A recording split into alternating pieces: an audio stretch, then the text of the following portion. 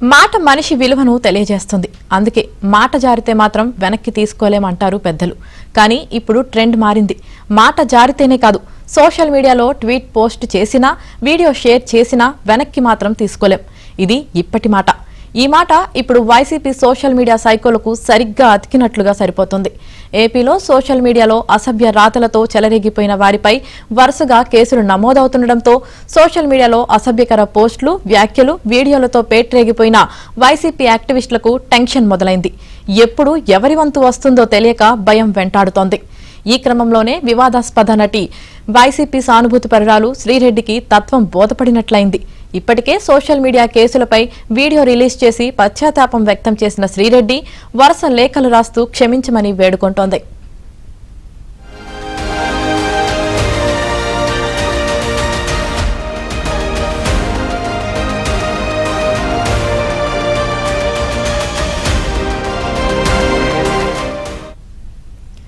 Social media వేదికగా అసభ్యకర పోస్టులు పెట్టిన వారు, అసహ్యకరమైన వ్యాఖ్యలు చేసిన వారిపై ఏపీ పోలీసులు ఉక్కుపాదం మోపుతున్నారు.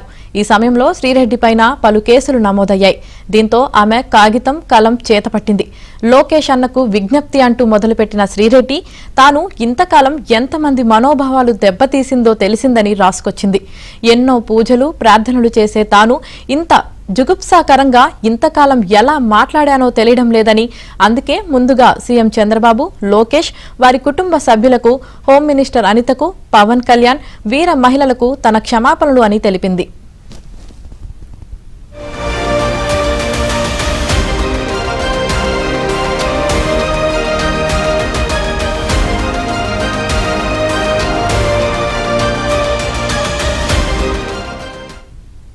మంత్రి లోకేష్ కు లేఖ రాసిన శ్రీరెడ్డి తనను క్షమించమని వేడుకుంది. బహిరంగ క్షమాపణలు చెబుతూ లేఖను ఎక్స్లో పోస్ట్ చేసింది. మంత్రి లోకేష్ కు రాసిన లేఖలో ఫ్యామిలీ మీద ఒట్టేసి చెబుతున్నా, ఇప్పటి పరిస్థితుల నుంచి జారుకోవటానికి లెటర్ రాశానని అనుకోవద్దని తెలిపింది. వారం రోజులుగా ఆహారం, నిద్ర లేకుండా ఎంతో మనోవ్యధకి గురయ్యి తీసుకున్న నిర్ణయంగా రాసుకొచ్చింది. తన విషయంలో నొచ్చుకోవద్దని, భవిష్యత్తులో వైసీపీ తిరిగి వచ్చినా తన బుద్ధి వక్రం తిరుగుతుందని అనుకోవద్దని లేఖలో వేడుకుంది. వైసీపీ పెద్దలు ఆదేశిస్తేనే అసభ్య పోస్టులు పెట్టామని, తమను వదిలేయాలని విజ్ఞప్తి చేసింది.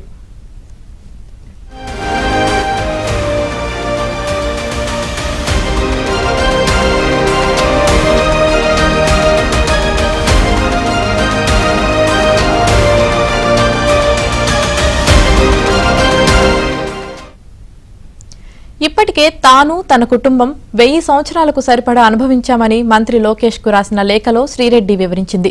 తన ఇంట్లో పెళ్లి కావాల్సిన పిల్లలు ఉన్నారని, తనను కొడితే 1 నెల లేదా 3 నెలలకు గాయాలు మానతాయని, తన వల్ల 3 జీవితాంతం శిక్ష వేసిందాన్ని అవుతానని తెలిపింది. సోషల్ మీడియా కేసుల నుంచి తనను బంధ విముక్తురాల్ని చేయాలని, తన వల్ల బాధపడిన అందరికీ క్షమాపణలు తెలిపింది. సినీ పరిశ్రమలో ఉన్నవారికి, చిరంజీవి, నాగబాబుకు క్షమాపణలు చెబుతున్నట్లు లేఖలో శ్రీరెడ్డి పేర్కొంది.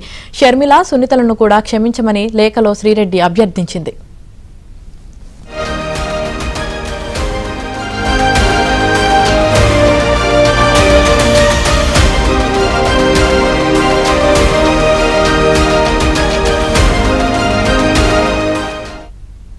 జగన్ భారతీయులకు కూడా శ్రీరెడ్డి మరో లేఖను రాసింది. పార్టీతో తనకు సంబంధం లేకపోయినా పార్టీ మీద అభిమానంతో తాను చేసిన పనుల వల్ల వారికి ఇబ్బందులు తెచ్చిపెట్టానంది. తన వల్ల పార్టీకి నష్టం జరిగిందని, పార్టీకి దూరంగా ఉండాలని నిర్ణయించుకుంటున్నట్టు లేఖలో తెలిపింది.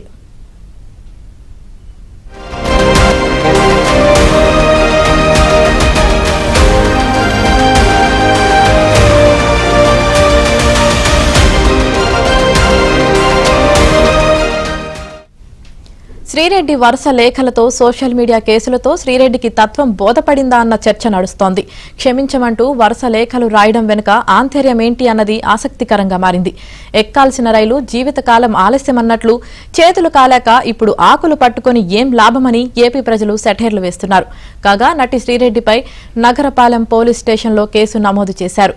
మాజీ కార్పొరేటర్ జ్యోతి ఫిర్యాదుతో శ్రీరెడ్డిపై కేసు పెట్టారు.